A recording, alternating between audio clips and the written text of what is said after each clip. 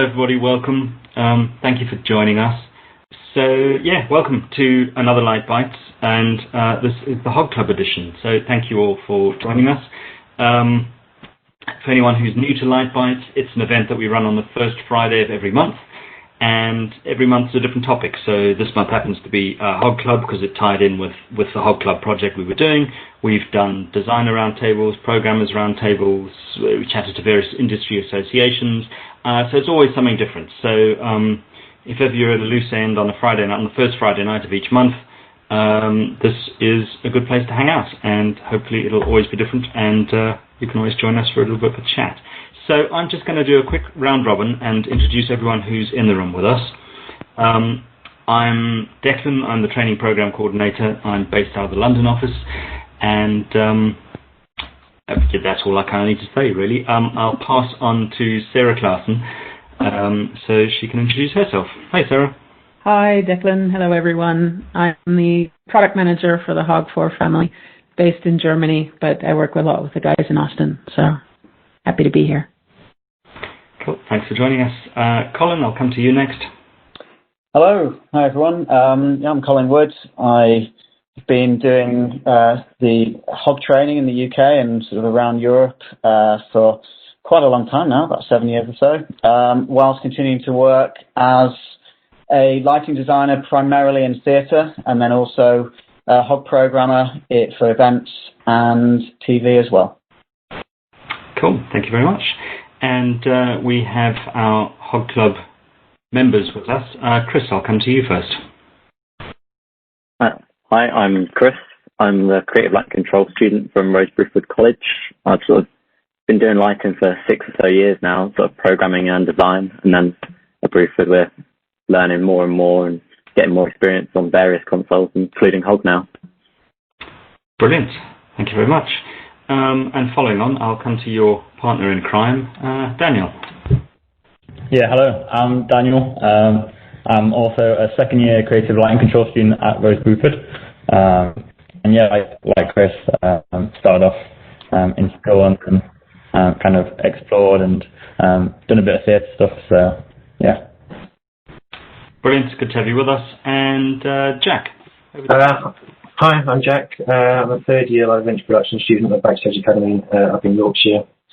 I've been doing lighting since I was about 10 or 11 years old now. I started out in theatre from quite a young age, and then kind of got into concert side of things, live events.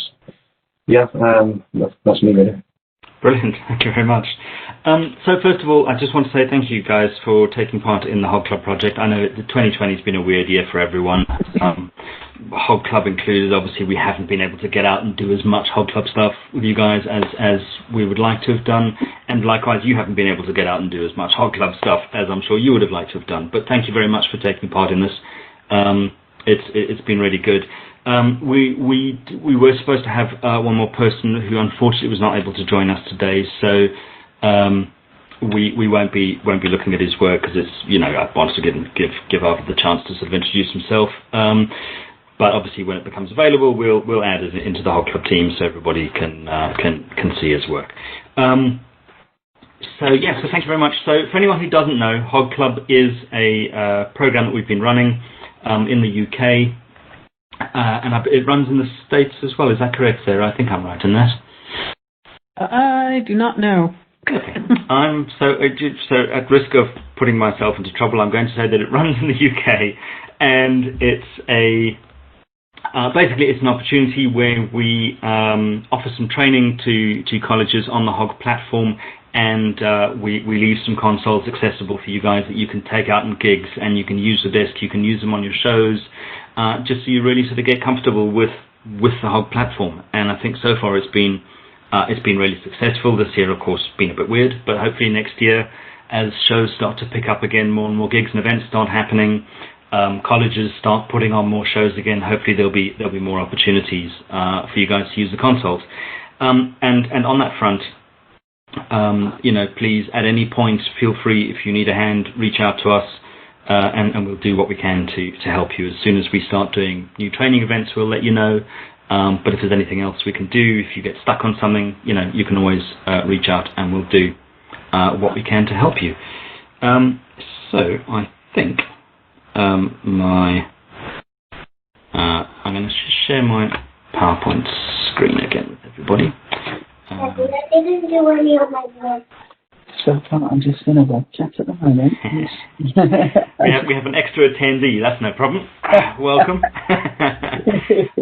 So we've had a little chat about Hog Club. So first of all, Jack, you just happened to be first on my list when I was building the presentation this afternoon. So basically, what the project was is we generated a viz file which was for a sort of corporate event, and the brief was to design 3 looks, a walk-in look for the audience, a dinner time look, and a sort of presentation look while the sort of speeches are going on, and light one number by the band sort of at the end of the evening as the sort of, party kicks off at the end of all the sort of official parts of the event. So that was the brief. So we had 3 images and a sort of video section, and we introduced a couple of limits into what you could or couldn't do. So for instance, everything had to be done manually, operated manually. There was no sort of time code or any sort of syncing of that sort of thing allowed.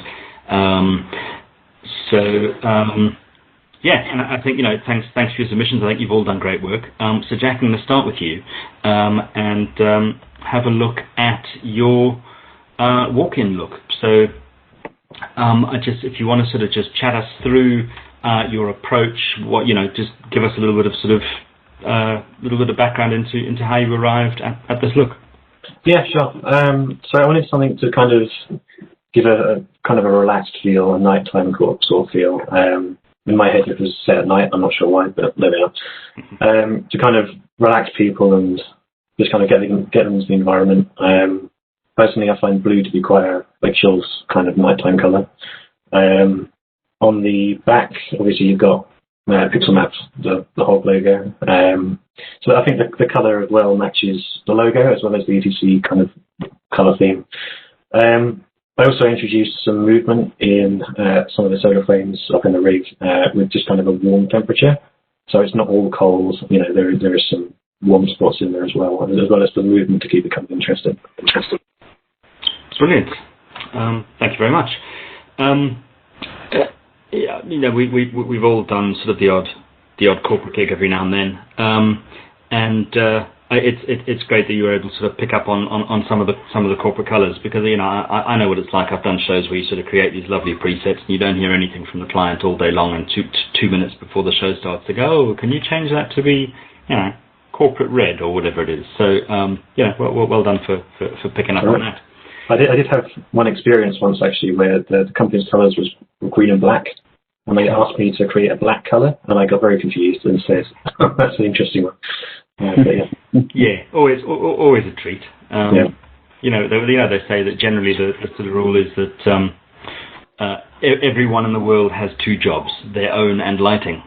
Yeah. And, Colin, I'm sure you'll agree. You've done a number of corporate gigs. Well, I mean, this actual visualization is based from an actual gig that I did. So it's been shrunk down quite a lot, but it's very much, I mean, when I'm looking at this, I'm thinking, I used kind of, I had the whole walk-in dinner state band at the night, it's a big production show in the middle. We had people abseiling out of the roof and all sorts in this gig. So it's great seeing other people using a very similar rig and seeing what they do with it. Whilst in the back of my mind, I've got the pictures of how it is used myself. So, but yes, everybody has an opinion. I have just a funny little story actually about this rig, because the actual gig, there were 180 something tables. And the whole concept was they would be pixel mapped. So from the very beginning, all the production meetings, we came up with this concept. We're going to pixel map the whole lot. We had cameras high up in the rig so it could all be put up on the screens, and everything had been pre-programmed beforehand. I slaved over it. It was all good to go. The director was up in the crane, and the first time we used the pixel mapping, he went, whoa, guys, could we turn the tables off, please? And I'm thinking, whoa, this was the whole concept that the whole gig's been sold on, and you're telling me to turn the tables off. Anyway, we had a quick chat, and it was all back on.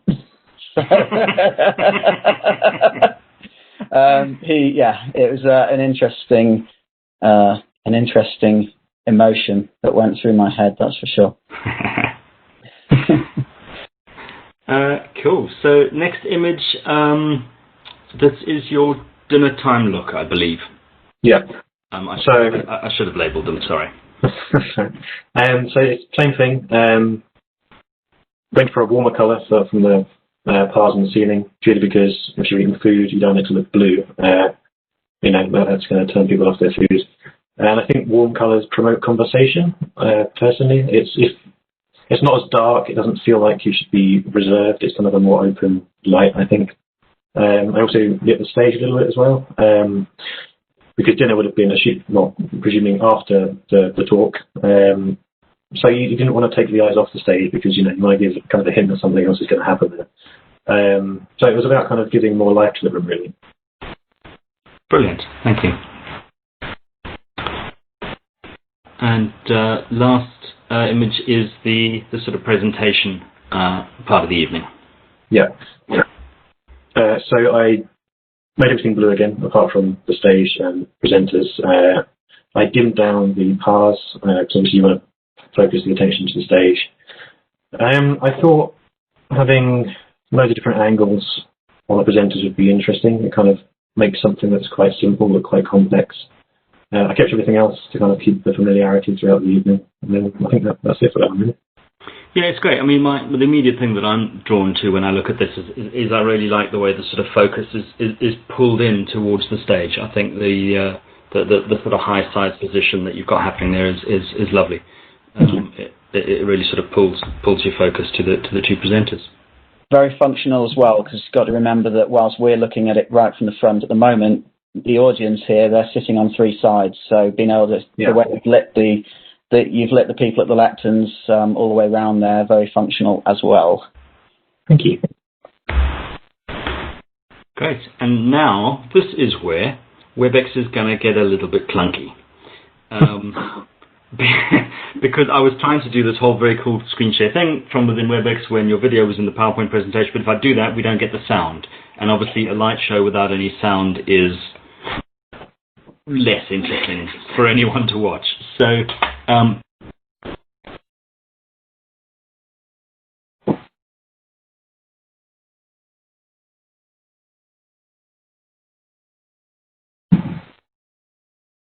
Can anyone hear Declan anymore? No. No. So he's muted, but maybe on purpose.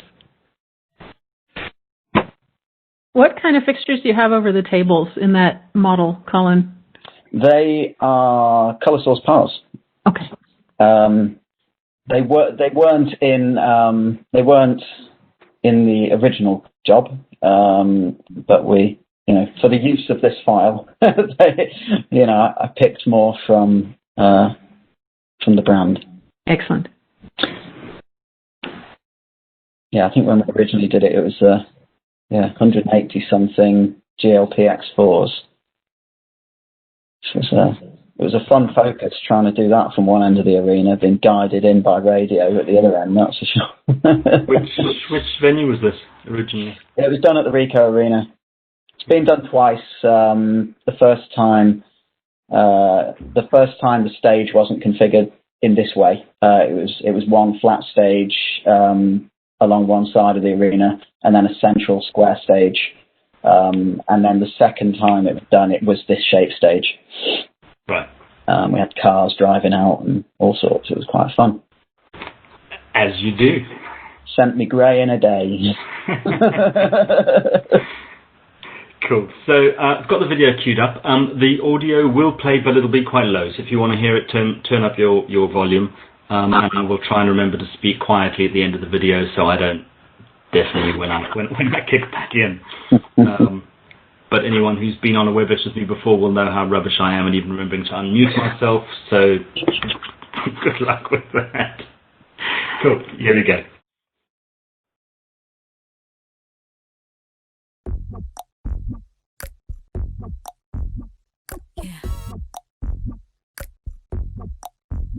Baby, don't make me spell it out for you. All of the feelings that I got for you can't be explained, but I can try for you. Yeah, baby, don't make me spell it out for you. You keep on asking me the same questions. Why? And second guessing all my intentions. Should know by the way I use my compression that you got the answers to my confessions. It's like I'm powerful with a little bit of tender and emotional sexual bender. Mess me up, yeah, but no one does it better. There's nothing better. That's just the way you make me feel. That's just the way you make me feel. That's just the way you make me feel. That's just the way you make me feel. So good, so good, so fucking real. That's just the way you make me feel. That's just the way you make me feel. That's just the way you make me feel. You know I love you, so please don't stop it. You got me right here in your jean pocket, right now, laying your body on the shag carpet. Oh, you know I love it, so please don't stop it. It's like I'm powerful with a little bit of tender and emotional sexual bender. Mess me up, yeah, but no one does it better. There's nothing better. That's just the way you make me feel. That's just the way you make me feel. That's just the way you make me feel. That's just the way you make me feel. So good, so good, so fucking real. That's just the way you make me feel. That's just the way you make me feel. That's just the way you make me feel. Oh, that's just the way that I feel now, baby. Good God, I can't help it. Hey, that's just the way that I feel. Yeah, please, I can't help it. It's like I'm powerful with a little bit of tender and emotional sexual bender. Mess me up, yeah, but no one does it better. There's nothing better. Damn. That's just the way you make me feel. That's just the way you make me feel. So good, so good, so fucking good. That's just the way you make me feel. That's just the way you make me feel. That's just the way you make me feel. You make me feel so good, so fucking good. So good, so good, yeah. So good. That's just the way you make me feel.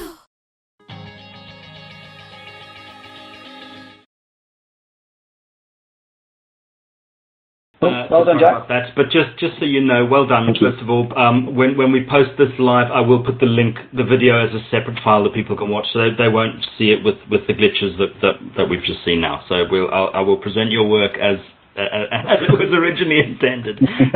Sorry about those couple little glitches. Sorry. Yeah, well done, Jack. There was a lot going on there. And you were sort of flashing, doing all the flashes and things manually. There was that sort of timed effect. Tell me a little bit about your process. So it's kind of a bit of everything, really.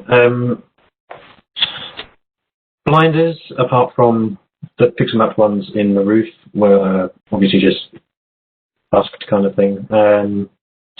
All the movements in the moving heads that was just an effect. Just general kind of dynamic movement, really. Yeah, I pixel mapped the roof just to give it kind of just an interesting feel, I think. Mm-hmm. So when you're sitting at the table, it kind of sucks you in a bit more than just looking at what's happening on the stage. You're kind of a bit more immersed in it. The color-wise, their album covers, or her album covers and music videos and everything are all quite vibrant and kind of out there.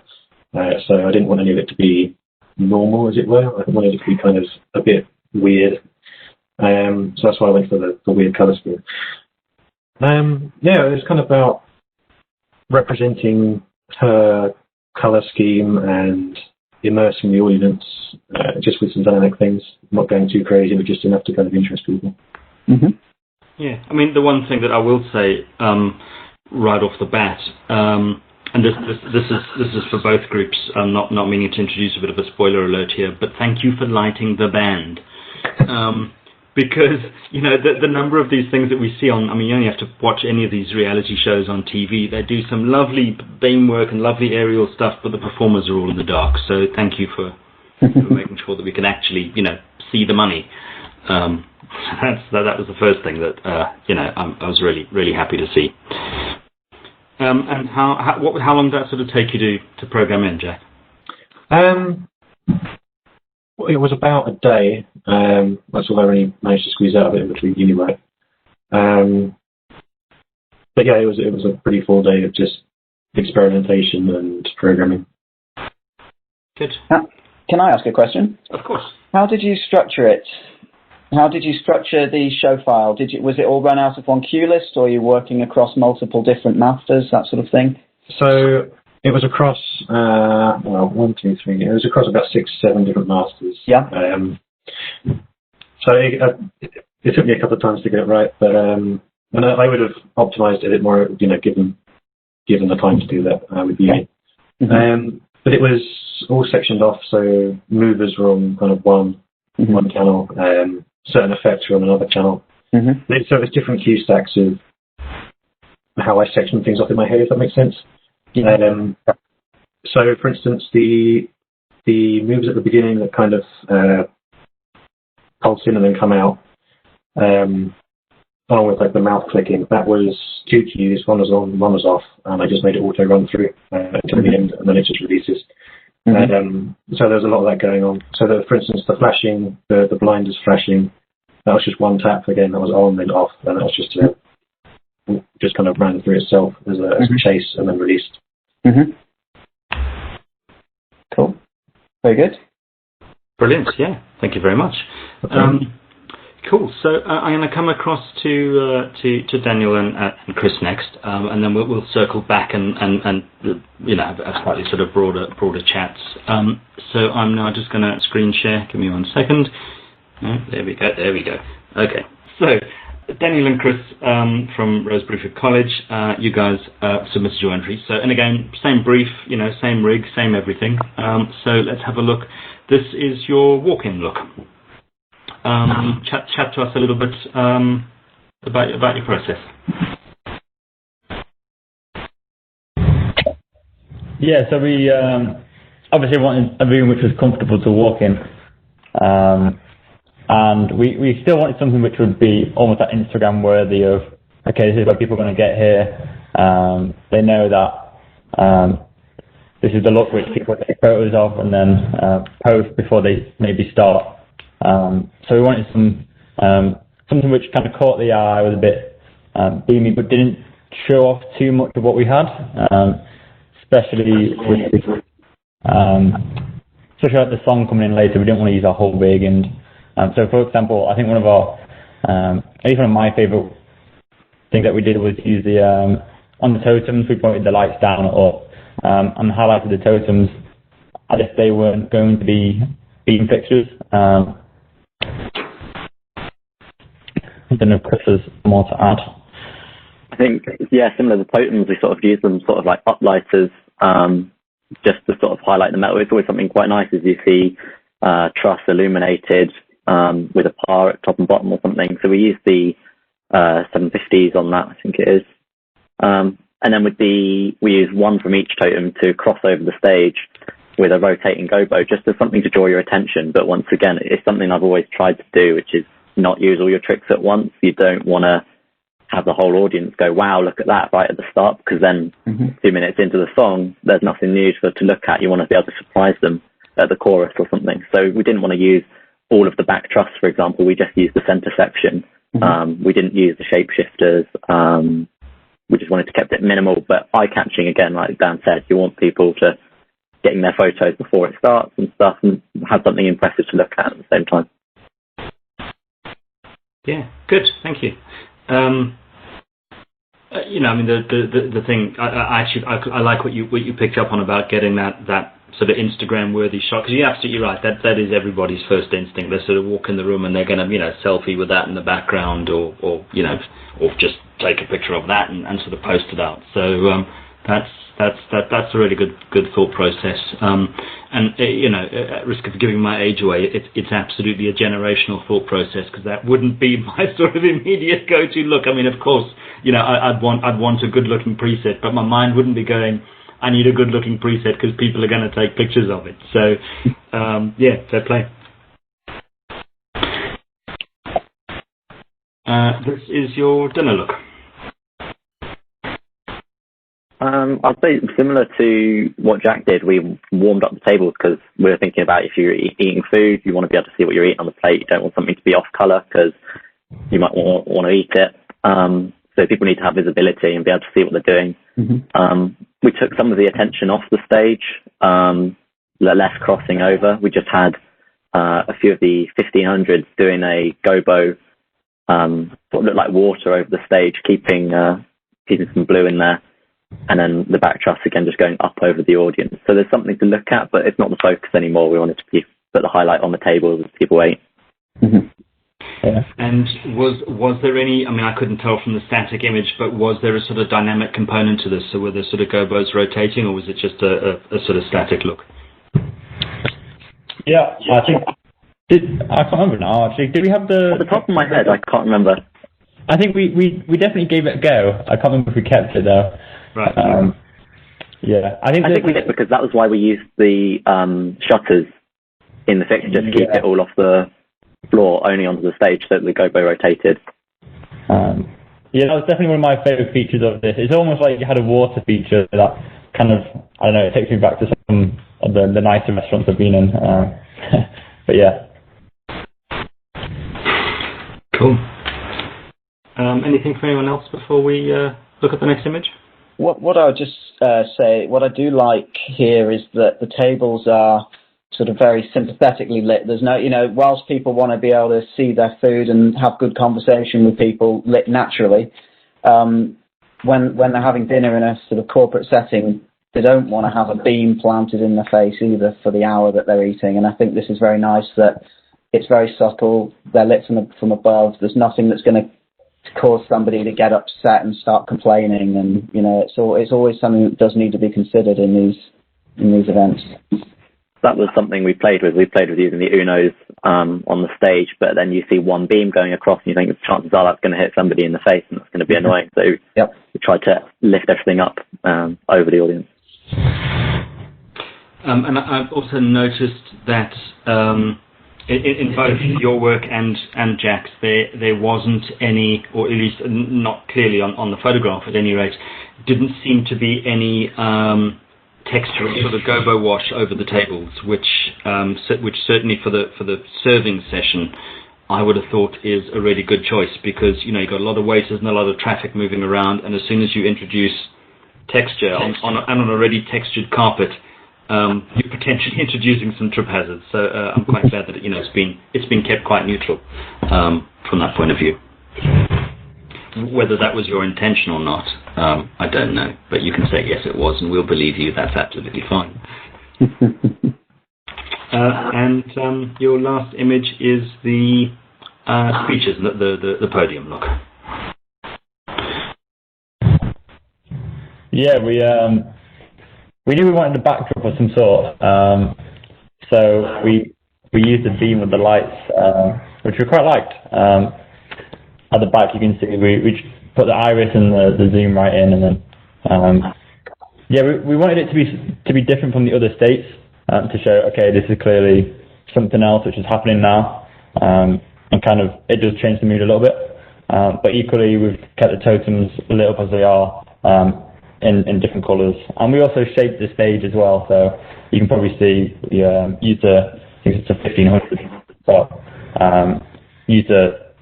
we shaped in the edges, so it was a bit harder, and it kind of defined that section of the stage.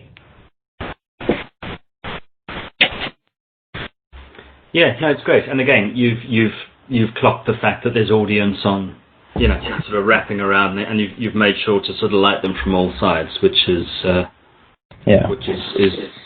good to see, because under the instinct is sometimes people just sort of pop a front light on the podium, but it's really good to see that you've both clocked that, you know, people all around need to have the same experience.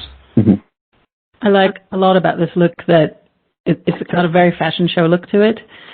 But because of those high angles that you've used, the people on the side aren't blinded by looking at the people on the stage, which is another really good point here. It's very clean, this look. I like it a lot. Thank you. I think if you got into the venue, the lamps that are the fixtures, the 750s that are irised in, pointing straight down at the back, I think the reality of that is you'd probably be wanting to just tilt them downstage a little bit, because of course we've got all of the battens under there. We've got, you know, you've got fixtures at the back. There's cabling at the back. You know, the reality of it would be that you might start revealing a few things doing that you might not like. That Capture's very forgiving of, because I didn't run loads of cables and sockets out in Capture, you know. I was going to say, Colin, you mean that you haven't drawn every single cable? I love the idea and I love the look of that. And I think it creates a really nice background. And as I say, in reality, I think you'd probably wanting to just nudge that down a little bit to take some light away from all of the stuff. Interesting. It's interesting you say that, because when we did it, we had, obviously, you saw the very small beam on the floor, just half on bat and half not. So we actually tilted them upstage to hide the spot completely. Right. So it was, in our imagination, it'd be off the riser. Right, okay, so you've gone right off the edge. Okay, that's interesting. Very good. Yeah, that makes sense. I mean, the one thing that sort of kills me, I think, about all of these images and light shows and things that you've all produced is Capture or any visualization program gives you such great haze, and its effects that you just the chance of you actually ever really looking like this in the venue is pretty slim. But yeah, well done. Good look. Yeah, it's a lovely look. Lovely look. And isn't that band member Bray standing right on the edge of that riser up there? Oh wow, she is too. Cool. Alrighty, so I'm going to do some. I've been wondering what that was. I have an anecdote about table lighting. Specifically, this was a restaurant, not a corporate event, but the same thing can apply if you're using RGB or LED fixtures to illuminate surfaces upon which people eat.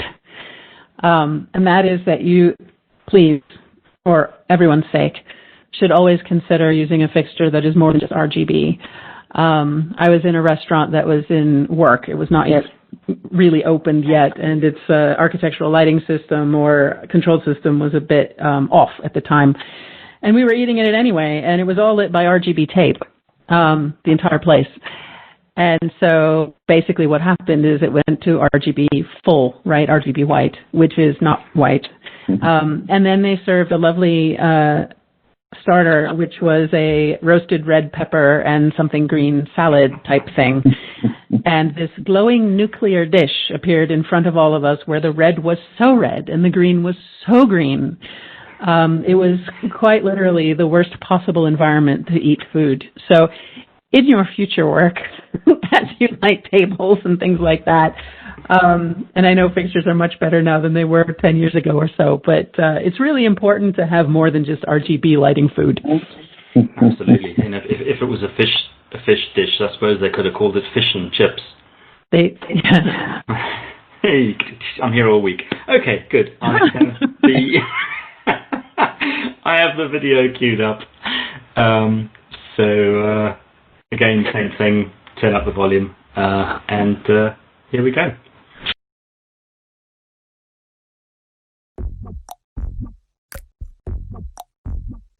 Yeah. Baby, don't make me spell it out for you. All of the feelings that I got for you can't be explained, but I can try for you. Yeah, baby, don't make me spell it out for you. You keep on asking me the same questions. Why? And second guessing all my intentions. Should know by the way I use my compression that you got the answers to my confessions. It's like I'm powerful with a little bit of tender and emotional sexual bender. Mess me up, yeah, but no one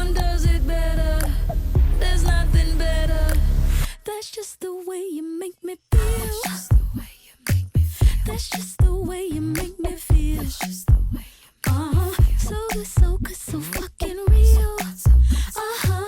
That's just the way you make me feel. That's just the way you make me feel. You know I love you, so please don't stop it. You got me right here in your jean pocket, right now, laying your body on the shag carpet. Oh, you know I love it, so please don't stop it. It's like I'm powerful with a little bit of tender and emotional, sexual bender. Mess me up, yeah, but no one does it better. There's nothing better. That's just the way you make me feel.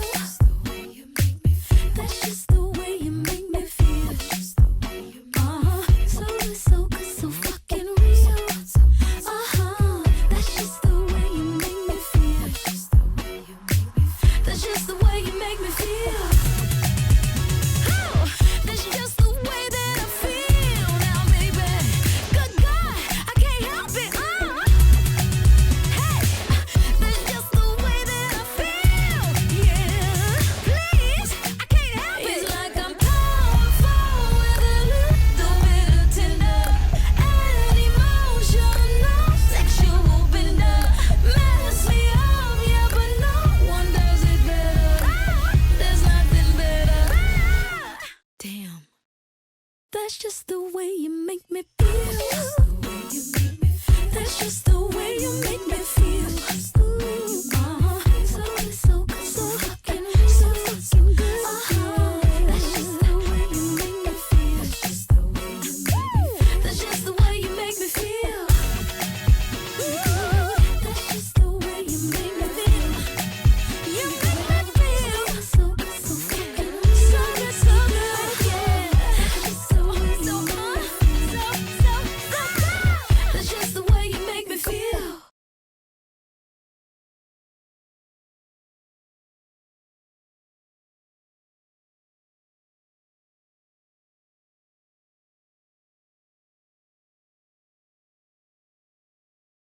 Great. Well done, guys. Well done. Yeah, so well done. Yeah, thanks very much, guys. Thanks for that submission. Well done. So just to kick it straight back out, how many hours of programming was that for you? It was a couple of days. Yeah, it was more than a few hours.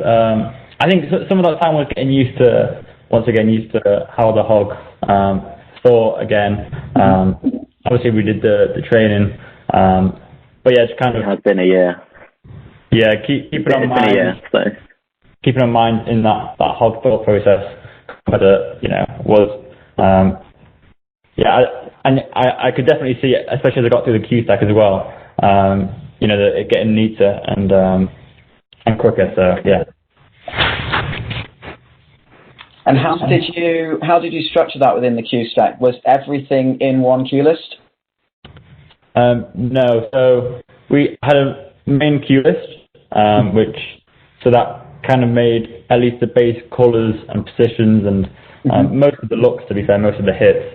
But there were a couple kind of, especially some of the bumps, so like the wipes, the shifters, they were all in separate. The left, right. Yeah, the left, right thing and the bars. That was all in either separate queue lists or masters. So some of those lists were actually triggered through a macro in the main queue list. Excellent. And they were just hidden away. They didn't have to be on a master, saved as a master.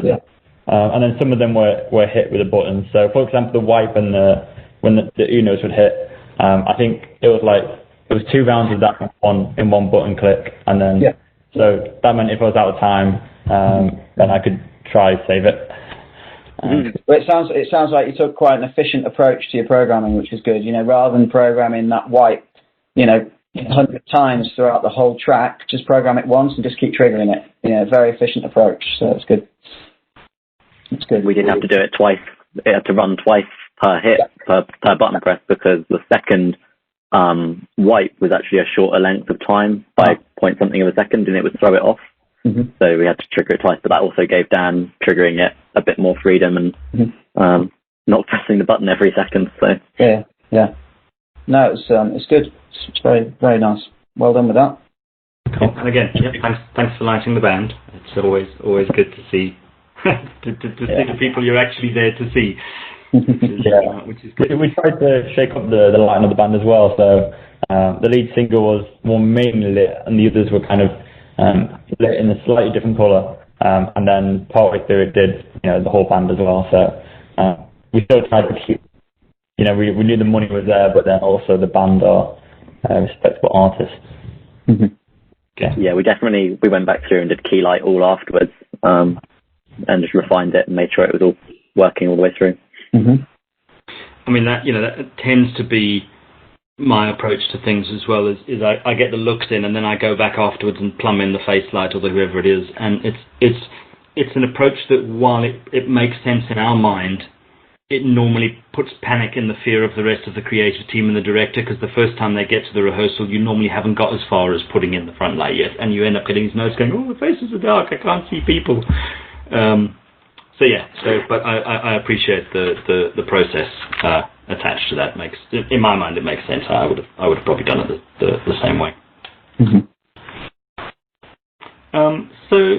Just to if there are no more sort of comments about that, just to sort of kick it out to everyone, what's your sort of favourite features on Hog? What do you like? Is there something that you found made this process a lot easier for you? I know you Hog is obviously not the only console you guys use. Personally, I'm primarily an EOS user, but every time I get behind a Hog, I'm absolutely blown away by how quick it is to actually do things. And I don't know if that was your experience. I'm keen to know sort of how you find the console as programmers. One of my favourite features is still when you hold down the minus and then you turn the dial, and it all. So when I was rotating gobos, it was so easy to get such a look. That was always a fun one. Yeah, that's one of the first things we demo to people. That highlights that it's the power of the real world values that is the basis of the fixture libraries in the console, and that extends. Sorry, I'm being harassed again by an 18-month-old at the door. The power of those real world values extends way beyond, of course, just reversing rotation speeds of gobos, but it's such a good example of how it can speed up just the absolute basics of just controlling the lights, which is what we're doing. It makes working with fixtures very, very easy. Yeah, it makes it so easy to interpret the data as well. I know, especially when we're talking about this, the strobe and so, and it was very easy to interpret the data that we were making. Yeah. Mm-hmm. Brilliant. Jack, how about you? What was your? I'm not really sure if there's anything in particular, but what I really like about the Hog console, it is just so quick to kind of get up and running and just kind of blast away programming things. There's no kind of irritating things you have to deal with. It's very straightforward and does what you want it to do, without any kind of things hidden around the corner and stuff like that. It just kind of works, sort of thing. Obviously, if you're in a busy environment or whatever. So, for me, I had loads of uni work to do, so it was great to be able to sit down and just kind of bash it all out, sort of thing. And not worrying about the console having weird nuances that some other consoles kind of have. Mm-hmm. I think, Sarah, that can be our next ad campaign. None of that irritating stuff that the other consoles have. We work on that. We do. Yeah.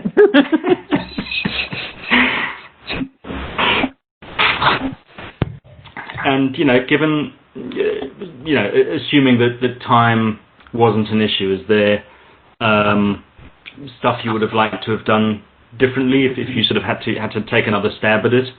I would have definitely made it more complex than it was. A lot more dynamic effects, kind of BPM stuff. It's just kind of expanding on what I've already done, sort of thing. Mm-hmm. I think that was one sort of probably notable difference between the two that we looked at is, I think the second one, was a little more dynamic. I think it picked a little more detail out of the track, and I think that would be something definitely like exactly what you just said, that to get a little bit more of that detail in. I completely agree with that. Yeah. Yeah, I do agree with that. Mm-hmm. But then at the same time, sometimes people go over the top with that, I think. And I think sometimes when you've got an entire track where every single accent sometimes can be picked out, it can almost get a bit too fussy and lose impact as well. So it's always striking a balance, I think. Yeah, there'll be people who disagree with me saying that, I think, but I think it's always finding the balance. Well, I think it is. It's about finding the balance, and it's also, I think, working. You tend to do as much as you have time to do, and it's all fine and you might know that track really, really well and know where every accent and hit is, but you may not have time when you move into the venue to plug all those cues in, or worst case scenario, you plan for all this stuff, something goes wrong, and they do half a number, or they cut the number, or they do whatever, and then you've put all this work into it. So it is absolutely finding that sweet spot where you've got enough to play with. And I think that's one of the things that I like about Hog, is you can set it up to give yourself enough to be able to deal with things on the fly, and do that really quickly. And I think you all did that really well. What's so nice with the approach that you've both taken with how you've structured your shows is that once you've got that framework in, which you both got, you can chuck extra things in those lists, and immediately it's all in your show all the way through. If you've got one list that's being triggered 50 times by a comment macro, and you decide, actually when the lights wipe like this, I want the Unos to do that, just chuck them in the list and you're done. And that's it. You're not where people dig themselves a massive hole is trying to plot a show like a song like this out of one cue list where every single cue is an individual item, and they suddenly need something into the show and they're merging it into 50 cues all the way through the list. That's when mistakes happen. It's when they forget to do things, and I think the way you structured it makes adding the detail in so much quicker later. Yeah, we definitely found that I think that we did some wipes in the tables, and they were all a late addition, which we needed comment macros and an extra list.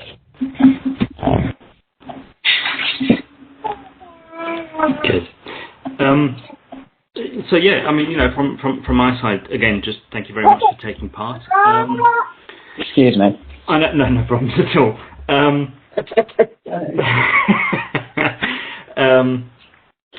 And what I did want to say is, you guys have that viz file now, and you've got all the patch information, and you're more than welcome to use that if you want to run that onto another track and do that as another Hog Club project. By all means, send it through to us. Snap do the social media, do the pictures, do the thing. All the sort of existing Hog Club rules are still in place. So the more pictures you post and tag, the more stuff we're going to end up sending out to you, and the sort of the sort of bigger the sort of brand and the club becomes. So please feel free to keep using that, and to keep doing good work. And I think this is for me. It's always exciting to see young designers and programmers coming up and doing some cool stuff. I remember when I was at college, like park hands, Fresnels and profiles. That was it. That was what we had. Nothing wiggled, nothing moved, nothing changed color. In fact, if we wanted to change color, we used to get the first years to sit behind the lights with gels, and we used to go change 1, 2, 3, 4, out 2, 3. That was how we used to have to do color changes in our shows. So it's really cool to see you guys not having to do that, but seeing you take it on board and do some fairly complex stuff. So well done, and thanks again for taking part. No, thank you. It's been good. Thank you for the opportunity. You're welcome. Thanks very much. Absolutely. So there's nothing else from anyone else on the team or the panel. I'll wrap it up there. Thank you very much. This has been recorded, and we will post the recording live. I will put your original source video files with that so that we get rid of any of the little audio and video glitches that were there. Sorry about that on this live broadcast. Proof that it's live. So it'll be nice and clean before it goes out to the wider audience. But yeah, congratulations, well done. If you guys have personal websites and stuff set up, send me that information. If you're happy for me to put your personal website out as part of this, because we are here to promote you guys as well, I'm quite happy to do that. So, a bit of a calling card for yourselves as well. But yeah, thank you very much. Thanks for joining us. Thanks for taking part. Yeah, well done, guys, because you put a lot of effort in there, and it's great to see. Great to see. Good job. So just to end off with the last little bit of an advert, so obviously we're not going to do a Light Bytes in January. Our next Light Bytes is Friday the 5th of Feb, and I'm really excited about this one. We have Ed Rutherford, who's a cinematographer, and he's going to come and chat to us about his work and how he does what he does. And if you want to see some of his stuff, what inspired me to get hold of him, there's a series on Netflix at the moment called Little Birds. And he looked at it, and the lighting is just superb. It's really fantastic. So he's coming to chat to us on Friday, February the 5th. So spread the word. But otherwise, thank you very much for joining us. Thank you for entering and taking part. It's been really good. And stay in touch. We'd love to see what you guys get up to as you keep going. And thanks to Colin and Sarah for joining us, giving up your time. My pleasure. Chris, Daniel, Jack, thanks very much. And have a good weekend. We'll see you soon. Great, lovely. Take care, guys. Well done. Thank you. Thank you. Have a good evening. Cheers. Bye. Ciao.